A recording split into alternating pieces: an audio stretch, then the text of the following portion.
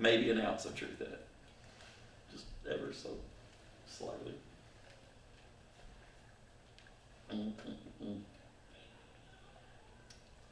You know, when I can see it on myself, when I have the Facebook stream pulled up, kind of feels like I need to suck in a little bit before I start teaching. Actually, I just saw that and it didn't really help that much, so, you know, unfortunately. All right, we'll start here in just a couple minutes. A couple more folks wander in. We'll make it. So come back here. You can change the resolution on your screen and it'll squeeze you in. Just tighten the window. That would be ideal. Good evening, Dave. Hey, Dave, do you know if Don Embry got moved to NHC today? I knew they were going to. I don't know, but Ray Ease is on his way in here. He will know. Okay, all right. Because I know that I talked to him late yesterday, but Ray was going to find out where he was when we were with him when we got out of our card game this morning about lunch. Yeah. He was going to find him. And Militia called maybe a little bit after that, about probably 1 o'clock or so, and he was not at NHC. okay. But I just I didn't know. told Ray it could be at either place or en route. Yeah. So he was going to find him. Ray was our bloodhound today, huh? So, and I just saw him pull in. So.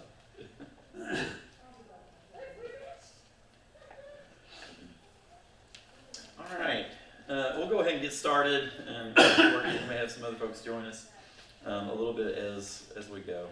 And I want to start with the Sermon on the Mount again, which is where we started last week. We're gonna maybe jump a little bit more today. Hey, y'all, come on in. But we're gonna start in Matthew chapter 6. We're right in the middle of the Sermon on the Mount, and then a little bit more in Matthew. The stuff that we're going to work on today is one of the features I think a lot of people would recognize in the teaching of Jesus as being pretty significant, and that's really what we're working on, is working on different pieces of Jesus' core teachings. And one thing that happens very commonly, or it feels really common, at least as part of what we know about Jesus' vocabulary, is that Jesus is pretty hard on hypocrites, okay, hypocrisy. And it's one of those things that's it's pretty interesting to think about to me, because when we think about like the maybe one of the more popular of cultural critiques, like secular critiques of people that aren't Christians of the church, is that the church is full of hypocrites, right? That's something that you might hear with lots of people that want to say, complain about the church in different ways, and not unfairly, right? Like there is lots of hypocrisy all around us. So I want us to kind of look at this a little bit and see how it kind of shows up. We want to see, because Jesus himself has a lot to say about hypocrisy and what that means. And there are two real major sources for that. In Matthew, I think they kind of form the largest part of what the way Jesus uses the language of hypocrisy, even though I think there are other ways that, without explicitly using that word, that it comes out a lot. But let's start off in Matthew chapter 6, okay? And there's like a set of teachings here where Jesus has something to say about hypocrisy. And it's in the section of the Sermon on the Mount where Jesus is talking about spiritual practices, okay? And so at the beginning of chapter 6, there are 3 spiritual practices that Jesus has something to say about. Almsgiving, okay, practice of being generous with money, particularly formally giving that in his context to like the temple treasury, or to people who are impoverished, people who are poor. And then prayer, and then fasting. And in all of these, he says something kind of similar, okay? And I want us to kind of look at that. So this is Matthew chapter 6, and we'll start in the first couple of verses here. Beware of practicing your piety before others in order to be seen by them. for then you have no reward from your Father in heaven. So whenever you give alms, do not sound a trumpet before you, as the hypocrites do in the synagogues and in the streets, so that they may be praised by others. Truly I tell you, they have received their reward. But when you give alms, do not let your left hand know what your right hand is doing, so that your alms may be done in secret, and your Father who sees in secret will reward you. Okay, so that's the first one. Second thing is very simple. Whenever you pray, do not be like the hypocrites. It's the same kind of language, right? For they love to stand and pray in the synagogues and at the street corners so they may be seen by others. Truly I tell you, they have received their reward. But whenever you pray, go into your room and shut the door and pray to your Father who is in secret, and your Father who sees in secret will reward you. Okay, and then we get this section of the Lord's Prayer. And then the last part begins in verse 16 of the same chapter. For whenever you fast, do not look dismal like the hypocrites, for they disfigure their faces so as to show others that they are fasting. Truly I tell you, they have received their reward. Okay? Now, and he says, but when you fast, put on oil on your head and wash your face, so that your fasting may be seen not by others, but by your Father who is in secret, and your Father who sees in secret will reward you. Okay? All right, so in each of these three circumstances, we have to kind of like formula things, right? He says, whenever you blank, do not do it like the hypocrites, okay? Because and he gives some kind of example about how they do it. They go blow trumpets before it, or they do it. They pray standing up and calling attention to themselves, or they when they fast they like make themselves like look really particularly miserable. Okay. So don't do it like that. And then he says, because they already have their reward. So that's kind of the formula for all these things, right? Let's start off in talking about this. And I want to recognize that the word hypocrite, with everything that it entails, to us, totally comes from Jesus' teachings about this. Okay? The word itself is just it was just the word used for like a stage actor. Okay, so if we translated it like we did other words in the New Testament, it wouldn't say the hypocrite, it would say don't be like actors. Okay, don't do it like the actors do it. Okay, would be a good, pretty fair, I think, translation of what it is. And it kind of comes from that like Greek, the Greek stage kind of tradition where you have your like mask, okay, the comic and tragic mask and all that kind of stuff. Like it comes from that kind of tradition of like a masked actor. Okay, and so the essence of what Jesus is saying here is when you are doing your spiritual practices, don't be like somebody on a stage performing for other people. Okay, now because of the way Jesus teaches about that, we've kind of like loaded all of this information, we've loaded all this meaning into the word hypocrite, okay? Which, of course, it didn't have that. It didn't have all of that negative connotation before Jesus taught this way, all right? In the same way that, like, it's not considered, a bash, a diss for somebody to be called, like if you called somebody an actor, that's not negative in our context, right? And the same thing would have been true for him. Like just the word itself, hypocrite. There's something going on out there. You guys are. It's the nickel.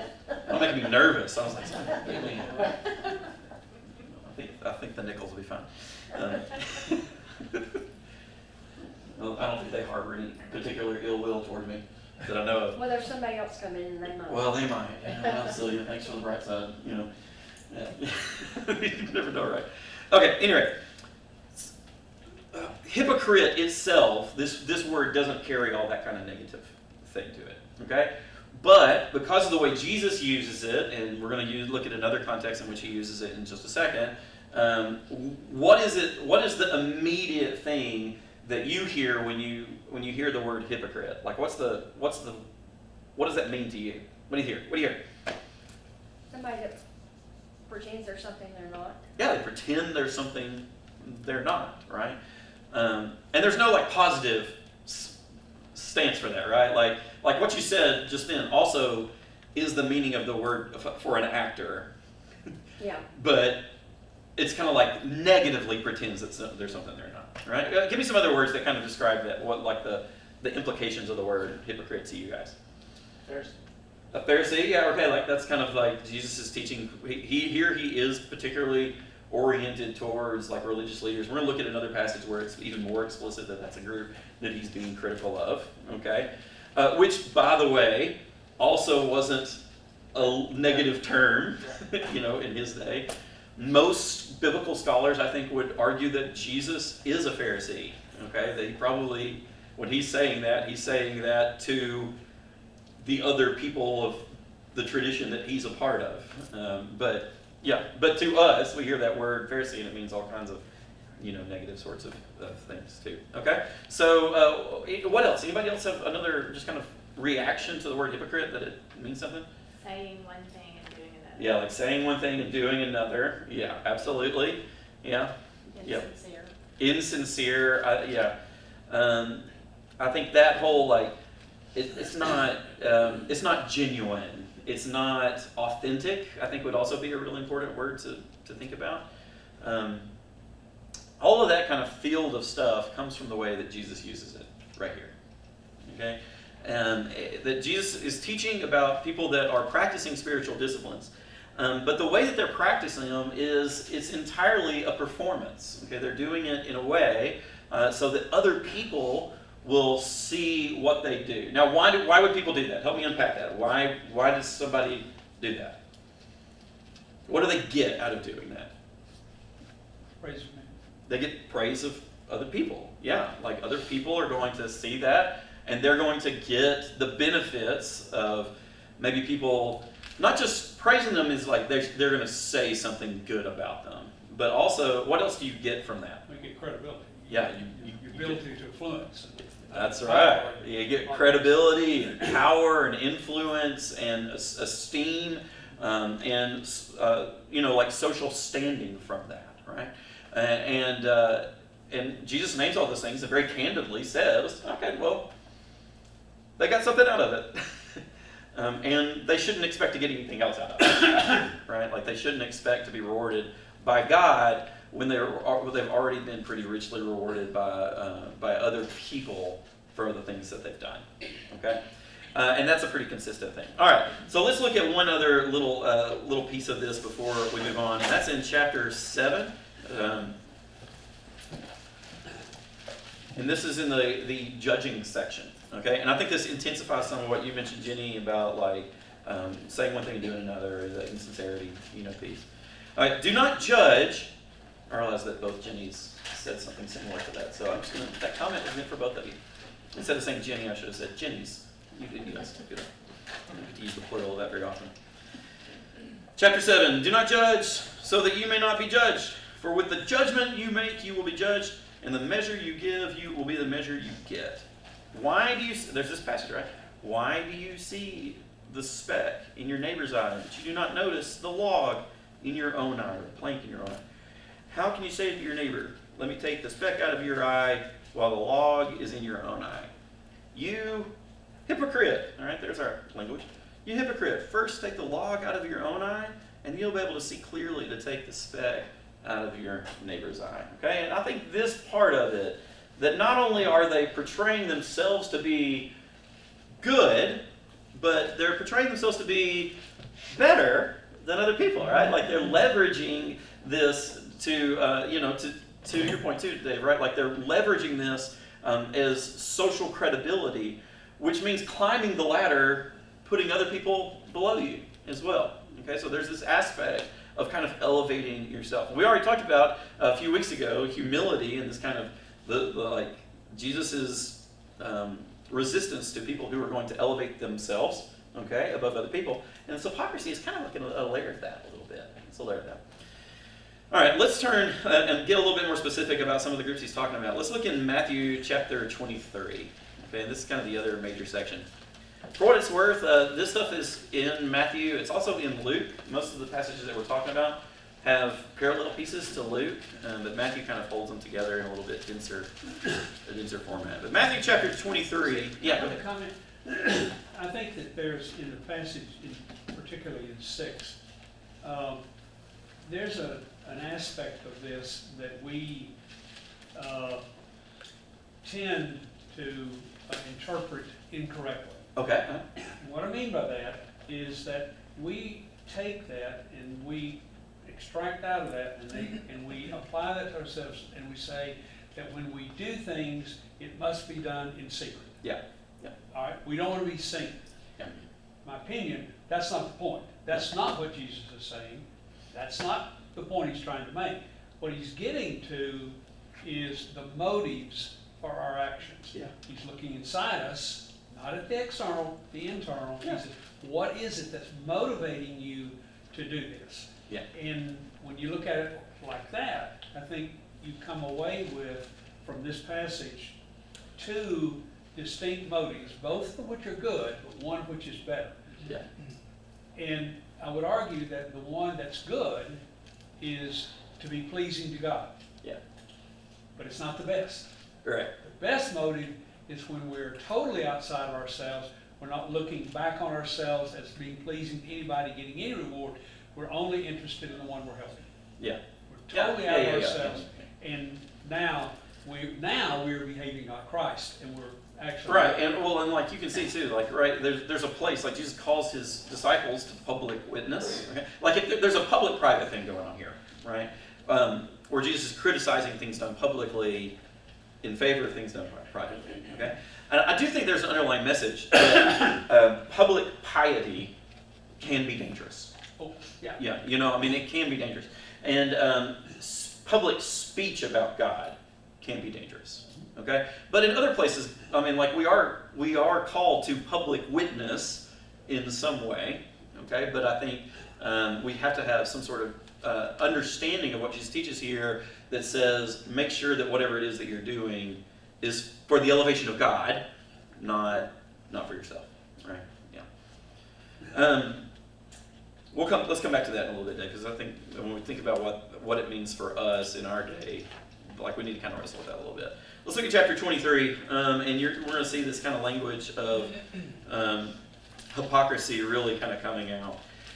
Jesus said to the crowds and his disciples, and this is like, Matthew chapter 23 is blistering reading, okay, so, buckle up. Jesus said to the crowds and to his disciples, the scribes said to the scribes and the Pharisees, sit on Moses' seat, therefore do whatever they teach you and follow it. But do not do what they do, for they do not practice what they teach, right? And practicing what you preach is kind of a good maxim that comes out of this, right? They tie up heavy burdens hard to bear, and they lay them on the shoulders of others, but they themselves are unwilling to lift a finger to move them. They do all their deeds to be seen by others, for they make their phylacteries broad and their fringes long. They love to have the place of honor at banquets and the best seats in the synagogues, and to be greeted with respect in the marketplaces, and to have people call them rabbi. But you are not to be called rabbi, for you have one teacher, and you're all students. And call not no one your father on earth, for you have one Father, the one in heaven. Nor are you to be called instructors, for you have one instructor, the Messiah. The greatest among you will be your servant. All who exalt themselves will be humbled, and all who humble themselves will be exalted. Okay. By the way, I want to kind of stop here for just a little bit of a bonus point, and say in this passage in let's see in verse 11 there. Somebody read me what it says in your translations. Can somebody? I read from the NRSV here. Does anybody have anything else different? I'm sure you do. But he that is greater among you shall be your servant. Yeah. Okay. All right. What else you guys got? That's probably pretty close. Anybody have anything different than that? Mine just says the greatest among you shall be your servant. The greatest among you shall be your servant. Okay. All right, great. I want to just pause and say, and just recognize something here, and that is that the word for servant there, so we have this on a board in our house, like a painted, little fancy decorative board. It says, the greatest among you will be your servant. Why do we have that on a board in our house? I'll give you a hint. It's in our little boy's room. Okay. Why do we put it there? Because what's our Greek word for servant here? What do you want to guess? Deacon. Yeah, it's diakonos, right? All right, and it's not without reason that the church took one of the kind of positions of the church and made it an honorific within the church, that some people who were going to have a position were going to be servants. All right? So we're going to honor people think about how countercultural that was, right? Like this is for the church to honor somebody and to give them a position of, that carried with it some bit of prestige. What are we going to call those people? We're going to call those people servants. Because Jesus said, opposite of what the rest of the world said, that the greatest people among us would be the people that are serving. So when the church wanted to honor people, it said, we're going to call those people that are going to be honored, we're going to call them servants. I mean, that's pretty cool, isn't it? Yeah. So anyway, just a little bit extra there. And so we're in verse 13 here, right? But woe to you, scribes and Pharisees, hypocrites! For you lock people out of the kingdom of heaven.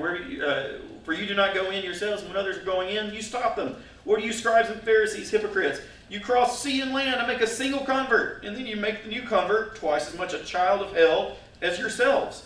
Woe to you, blind guides, who say, whoever swears by the sanctuary is bound by nothing, but whoever swears by the gold of the sanctuary is bound by an oath. You blind fools! For which is greater, the gold or the sanctuary that made the gold sacred? And you say, whoever swears by the altar is bound by nothing. Whoever swears by the gift on the altar is bound by the oath. How blind you are! For which is greater, the gift or the altar that makes the gift sacred? For whoever swears by the altar swears by... by the way, like each one of these things, you can imagine the people in the crowd. The only way to read this would be if you had like a group of people who were like ready after each sentence to go, oh! Like, slick burn, Jesus. Like, that's definitely how the people in this crowd are reacting. Every time he said one of these things, is it the gold in the altar or the sanctuary that makes it sacred? Which one's better? And you can imagine the crowd is going, oh, right? And the Pharisees, oh man, it's like a rap battle. I know this is crowd maybe not into that, but okay. Anyway. It's the Sandlot. Yeah, Sandlot. It's like a Yo Mama joke contest. Yeah, that's probably. Still not the crowd, but anyway. Maybe we'll get there. We'll get to something. I don't know. Martin, when he used to be the manager. The what now? Dilly Martin, when he used to be the ball manager, and he always did that. That's way back. Thank you for the art of translation there. Martha helping me out. All right, where are we? We're in I got about verse 20, right? 21, whoever swears by the sanctuary swears by it and the one who dwells in it. Whoever swears by heaven swears by the throne of God and the one who is seated on it.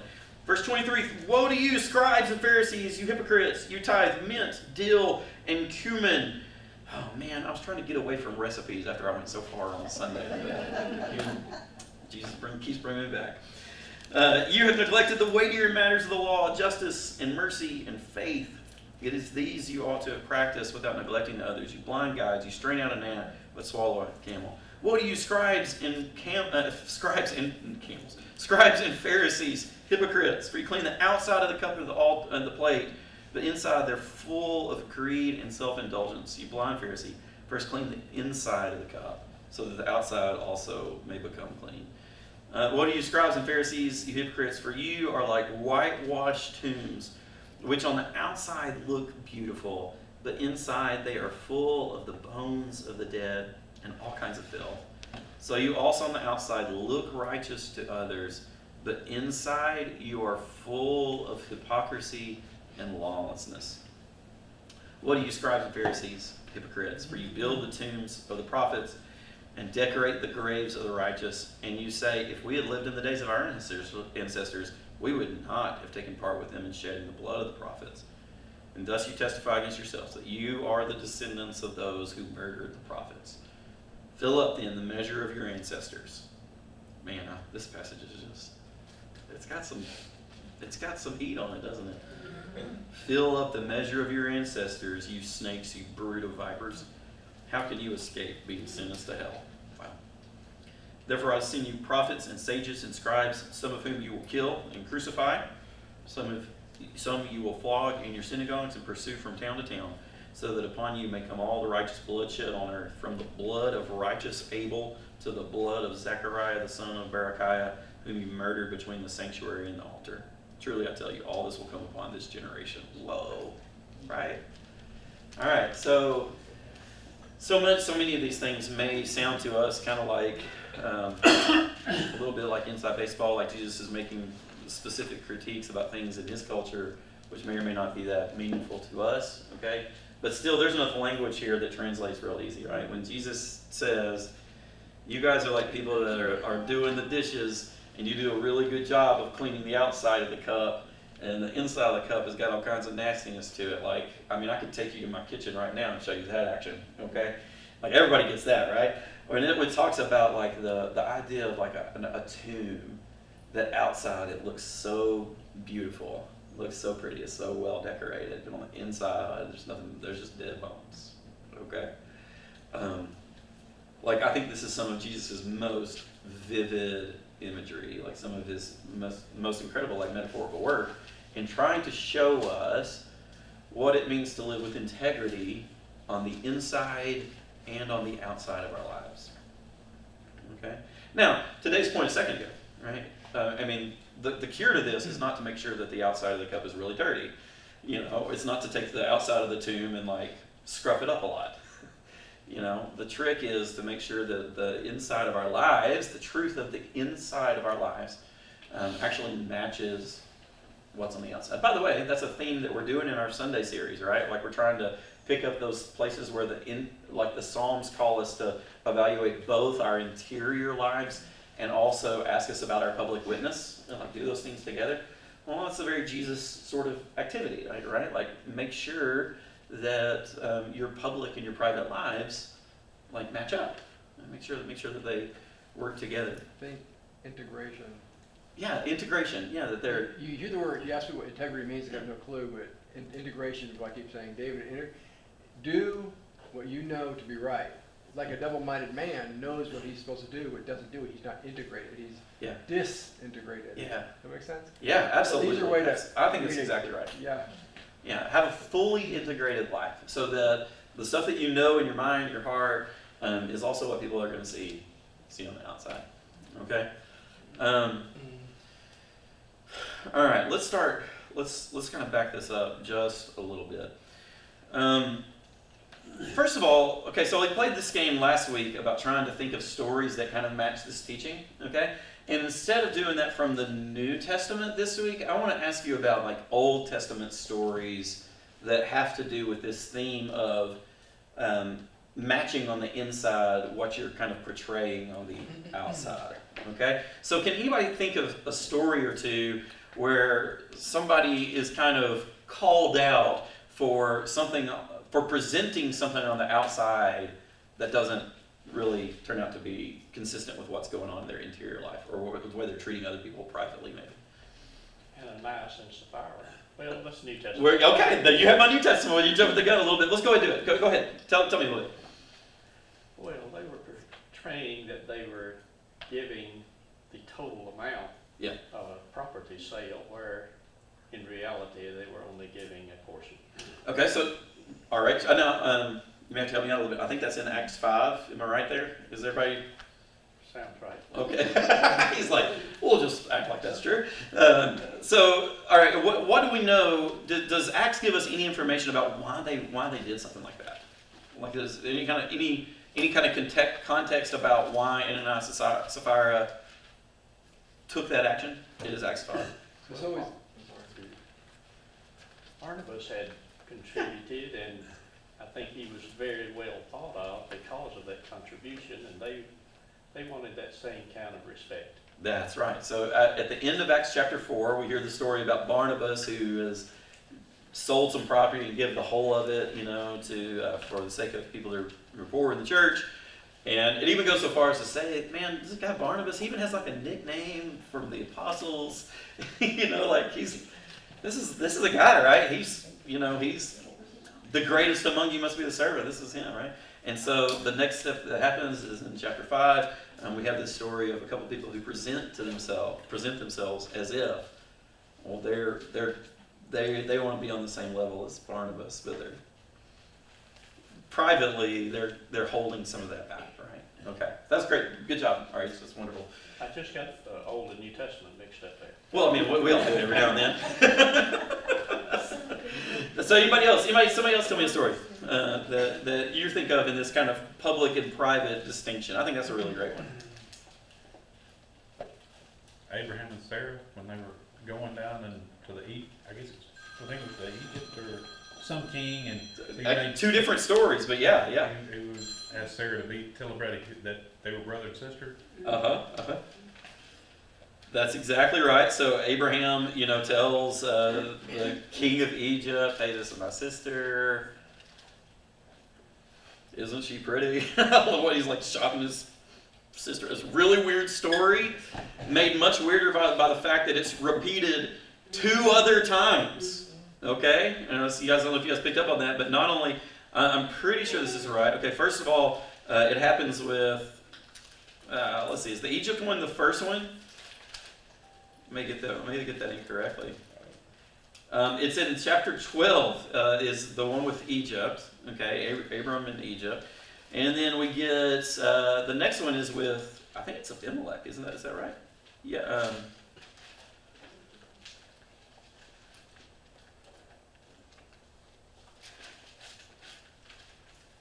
Nothing like trying to find these stories on the fly. Okay, yeah, in chapter 20, we have the same story with Gerar. I'm not sure exactly where that is, Richard. I had to look at that on a map. But in Genesis 20, Abimelech is the king who, kind of has this interaction with Abraham. All right, and then I may say this incorrectly, but I am almost positive. Okay, look in chapter 26. This is like just totally shocking to me. That Isaac and Rebekah also go to visit this city, Gerar, which is it's a Philistine city. Okay, so on the coast there, and they have an interaction with Abimelech that's pretty much the same thing. I mean, which is crazy to me, right? Like that Isaac does the same thing that his dad does with Sarah. It's just absolutely. That story is weird enough if it's just once. Okay, because it happens 3 times. Yeah, I agree. That's a great story. Good job, Ed. What else do we have? Anybody have any other stories? Yeah. When Nathan tells David, "You are that man." So good. So let's see. What are we in? 2 Samuel there. 12. What'd you say? 2 Samuel 12. 2 Samuel 12. Okay. I found it for you. I appreciate that. Everybody follow her example. 2 Samuel 12, yeah, in chapter 11 you get the story of David and Bathsheba, and then chapter 12, Nathan kind of calls David out on the carpet for it, right? And at this point, like, remember early in the story, David is even trying to stick up, like when Nathan portrays it as like an economic issue with somebody in a sheep. I mean, David thinks it's the worst thing in the world, I mean, his fly off the handle reaction is he says, "As the Lord lives, the man who has done this deserves to die. He should restore the land fourfold because he has done this thing and because he had no pity." And Nathan said, "You're the man." Right? So there's this, you're right, there's this David who's supposed to be the king of justice and righteousness, and he ends up doing this awful, awful thing. So yeah, great. That was on my list. Anybody have another one? Anybody have another story that kind of fits the bill of this, or like something in public that just doesn't match up with the private life or the portrayed? What about the marriage to Leah? Okay, all right, this is interesting. Go ahead, tell me about that. What's your thought on this? Well, the father presented a daughter. It was supposed to be Rachel. It wasn't discovered that it wasn't Rachel until the wedding night. Yeah, that's right. I love the way that Rich Mullins talks about this, and there's a couple of lines from a song where it says like, I have to sing it. This is gonna be great. I can't sing it. Jacob, he loved Rachel, and Rachel, she loved him, and Leah was just there for dramatic effect. Wasn't that great? Stick to your thing, preacher man. What are you doing? But anyway, yeah. So that whole story like has this.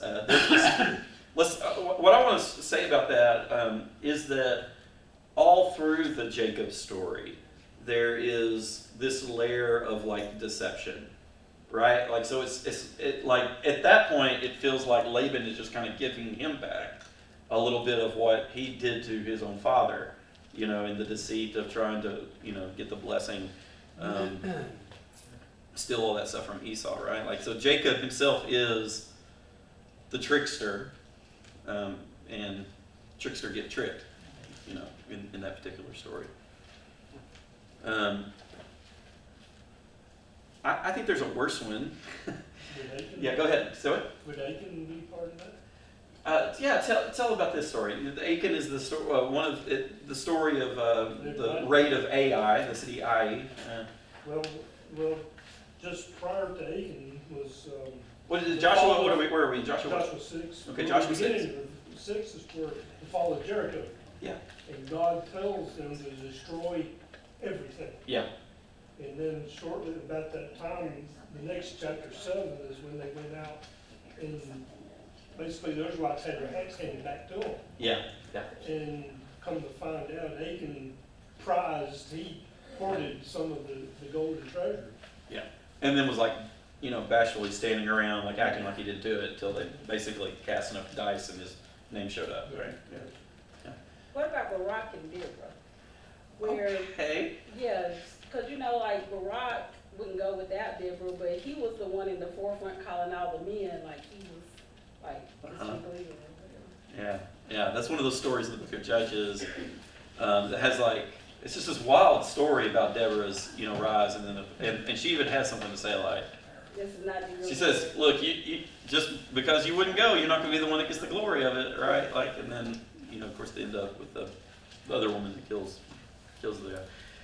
Hey, how about the story? We're just going to do this one because it's one of those seedier stories that is just crazy. But chapter 38 of Genesis, you guys know the story of Judah and Tamar that's there. Yeah.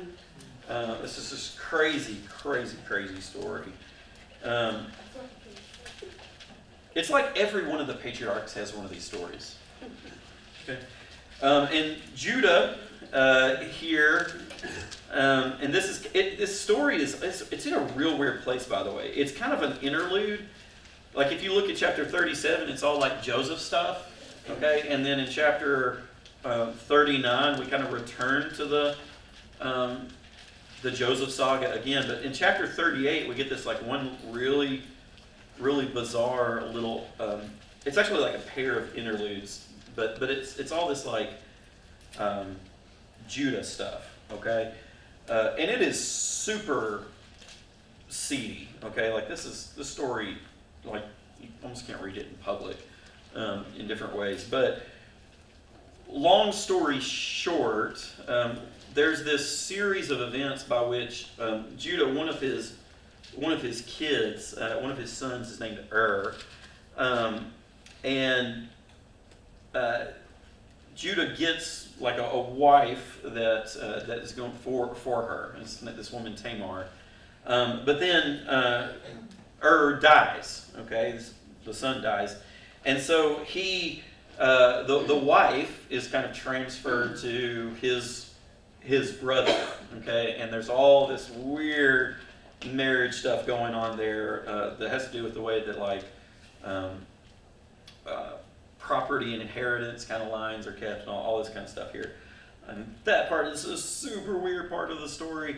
But over time, what happens is there's this series of deaths that happens. Okay, and this woman Tamar is basically left childless. Okay.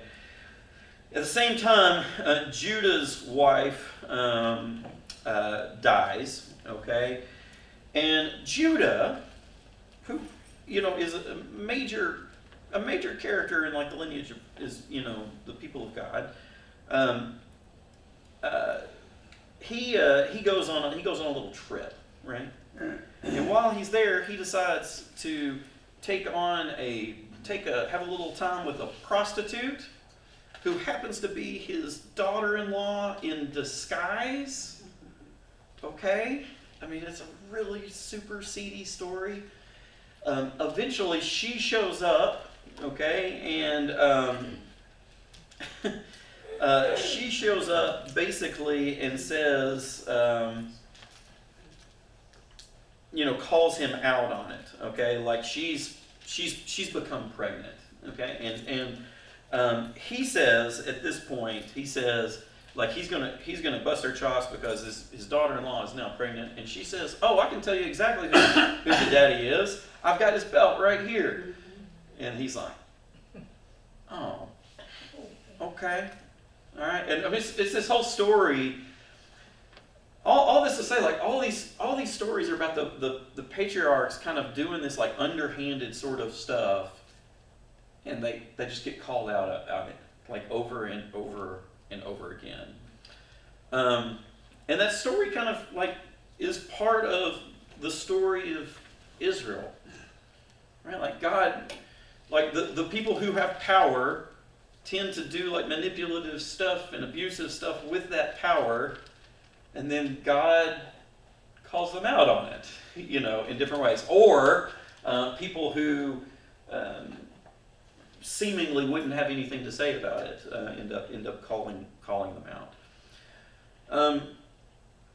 In the New Testament, we have that story of Ananias and Sapphira, which is part of that tradition, I think, too, right? Like all of this, when Jesus is all this to say that, like when Jesus is calling his disciples and calling in public the people in his community who are wielding religious power, when he's calling them out, he's standing in this tradition of a God who doesn't just judge people based on all the outward kind of stuff that they're projecting, like their outward piety, but based on what's really going on inside. Now, of course, David himself should have been prepared for something like that, because what was it that he heard, or that the God said when David himself was anointed king? Right? What's that? What did the Lord tell Samuel the old prophet? For humanity, man looks on the outward appearance, but God looks at the heart. Right? So David just might not have been prepared for that to come back and bite him. 30 years later. But it's true. Like God, the God of the Old Testament, certainly was concerned with what people did in public, but also evaluated what was happening in the hearts of people too. Okay, and had something to say about people's private interior lives. Okay. When Jesus speaks himself of what's happening in his era, it seems to me that part of his critique is that our life with God doesn't just become, it doesn't become a performance on a stage, and he uses that kind of language, right? That we have to be more than just actors who are performing for the sake of people who are in the crowd watching. Instead, that there is a reward to having the kind of life with God, including like spiritual practices, but beyond that, just the way we live out our faith.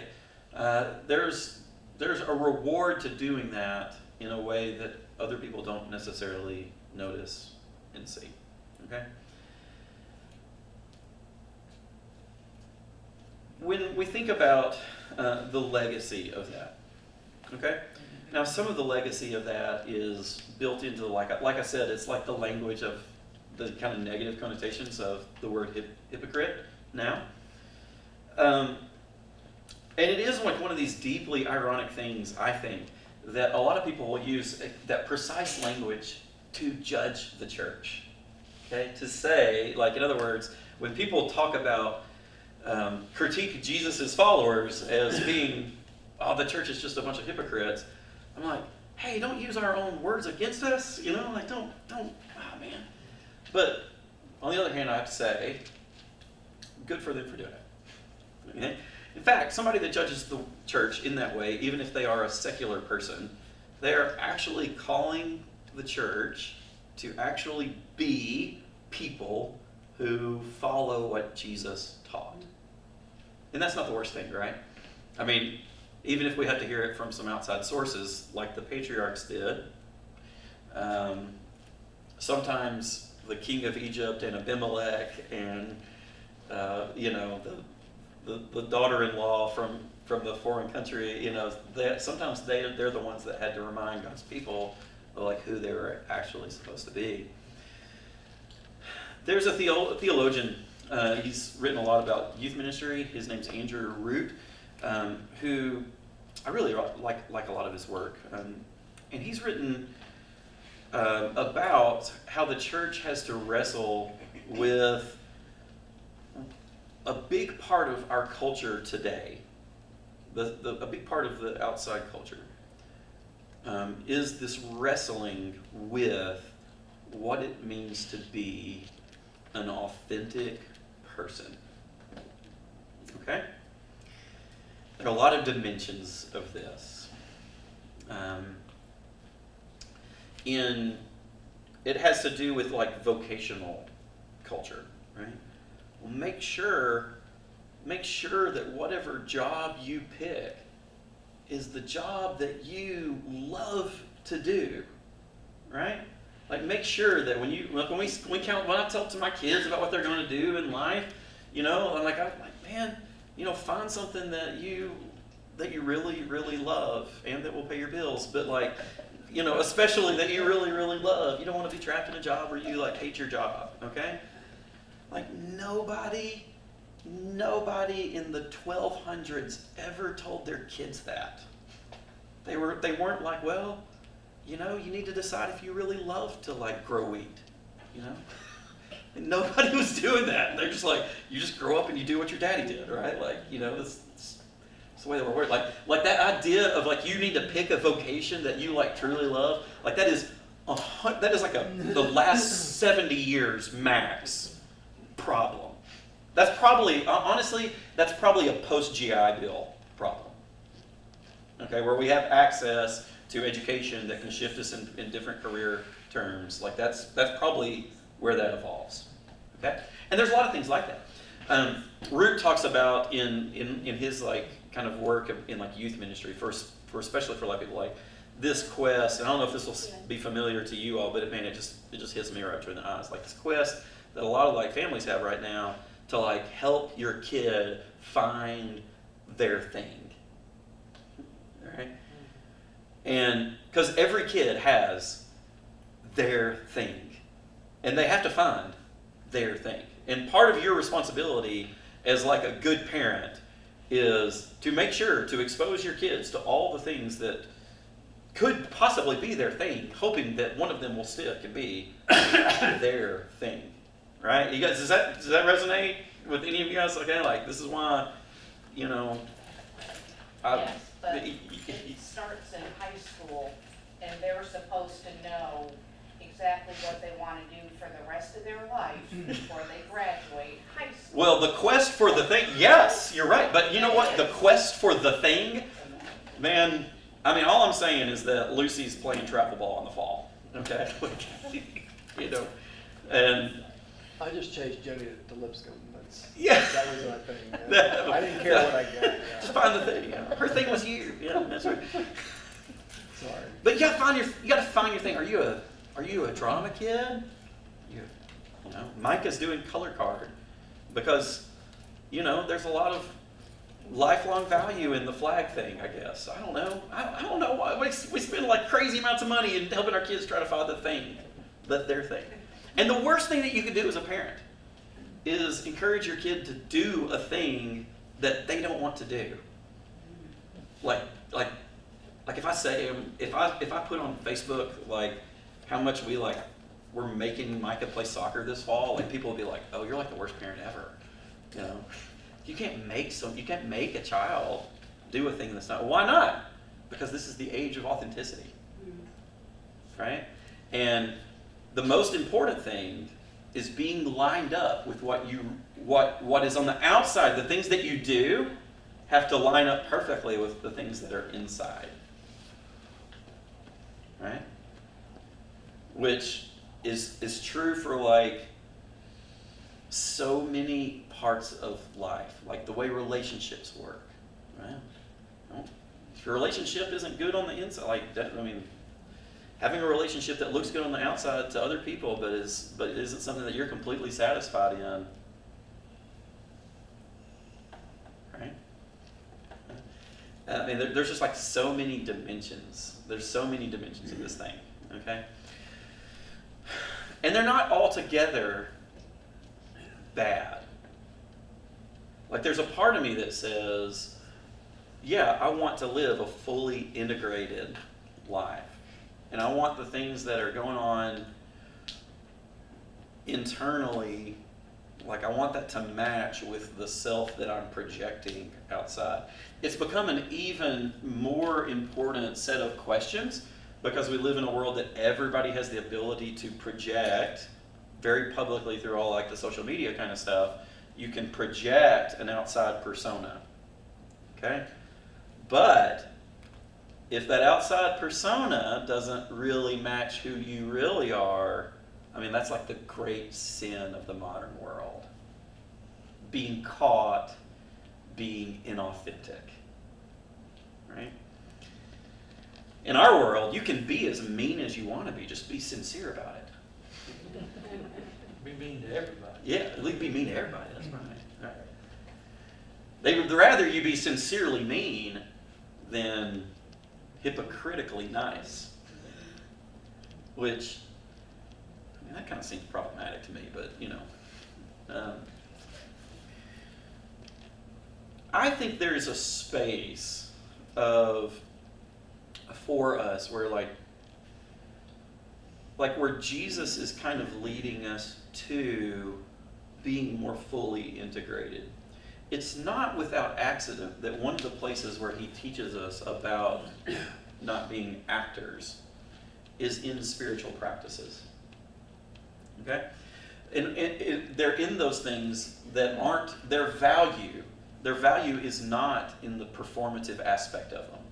Their value is in the formative aspect. It's the way that it actually shapes who you are.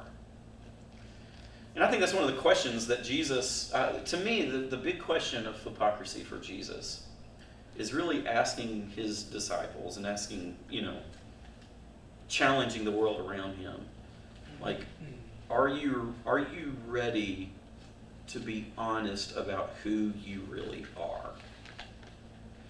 Okay? And I think that's a challenge that echoes and is still like really, really valid. David? I think of people we know about in foreign countries that in the East, when they're fully integrated, when they do what their Lord tells them to do, Jesus promises them misery. Yeah. Physical misery. It just, in America we've got it so easy. We've got it so easy. And when I see the numbers of Christians in America declining, and what's on the horizon for those who are truly integrated around the Word of God, I don't think it's going to be an easy road. Yeah. It's just, I'm getting off the subject. No. I think that is part of the subject, right? Like I think part of the subject here for us is that like one of the tricks of this whole of Christianity was that like Jesus is speaking this to his disciples, knowing that they were going to be in a vast minority in the culture that they were in, right? And how much that game changed when society shifted to, for at least some time in the West, giving people credit for being Christians and giving people access to power and prestige and all that before Christian identity. In fact, that was kind of like one of the rules of getting prestige and power is you had to at least, in appearance, but be a Christian, and if some of that is taken away, that might not be the worst thing for us, Yeah. Okay. All right, everybody, thank you. Thanks for jumping in with some of that stuff today. Enjoy reading Genesis 38 to yourselves. It's not going to be our scripture reading in church anytime soon. Don't ignore the seedy parts of the Bible, right? Yeah. Interesting postscript to Genesis 38. Tamar is one of only 4 women. That's right. That made it into the genealogy of Christ. Yes, that's right. That's right. Yeah. Somehow. Don't you guys know prostitutes? One acted like a prostitute, one was a prostitute. Yeah. I mean, there's hope for all of us, right? One of them was an adulteress, only one of them's good. Yeah. Well, yeah. Yeah. All right. Well, on that note, let's pray together. Well, Lord. He's here. Oh yeah, right. Do you know did Don Embry get moved to NHC today? Do you know? He hadn't as of 2:30. Okay. All right. He's still He was over at Harding. expecting to. Yeah. He did some walking today, and said he was arguing with Colin about how long you need to stay in rehab. Well, I was gonna say let's pray for Don, but maybe we should pray for Colin. You know, let's pray together. Oh Lord God, we do pray that you be with our brother Don and in his recovery from his fall, and we have many others. So we pray for Clint and his family as they're wrestling with his dad's diagnosis, and Father, there are others of our family that are suffering in different ways. We pray that you be with them and be with us. Help us to be people who do the interior work of coming closer to you and allowing our hearts to be shaped by your Spirit and by your Word. Oh God, help us to be sincere in the way that we follow you and the way we follow our faith. May what people see in public match what is true about our interior lives. God, prevent us from chasing the images of perfection, or at least portraying that to other people. Protect us from the temptation of hypocrisy in order to gain reputation. And Father, may you draw us to yourself. May you teach us the way of Jesus, so that we can be truly formed, sincerely and genuinely formed to be like him. In him we pray. Amen. Okay, thank you all.